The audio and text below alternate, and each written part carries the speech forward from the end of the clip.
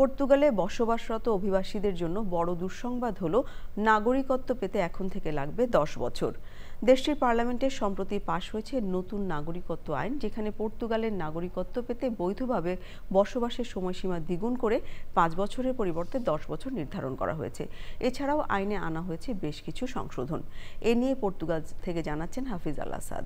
নতুন এই আইনে উল্লেখ করা হয়েছে নাগরিকত্ব পেতে হলে অবশ্যই জানতে হবে পর্তুগিজ ভাষা এবং দেশের সংস্কৃতি এবং তার ইতিহাস। আরো কঠিন করা হয়েছে পর্তুগালে জন্ম নেওয়া সদ্য শিশুদের নাগরিকত্ব নিয়েও।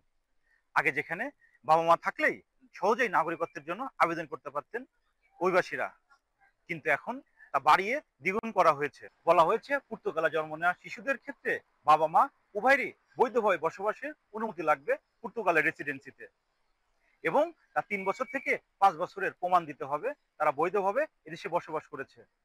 তাহলেই সন্তানের জন্য পর্তুগিজ নাগরিকত্বের আবেদন করতে পারবে। তবে মানবাধিকার কর্মীরা বলছে পর্তুগালের বহুদিনের সহনশীলের ইতিহাস বিপন্ন হতে পারে এবং ক্ষতিগ্রস্তের মুখে পড়বে হাজার হাজার নাগরিকত্ব অপেক্ষায় থাকা প্রবাসীরা। পর্তুগালের লিসবন থেকে হাফিজ আল আসাদ, চ্যানেল আই।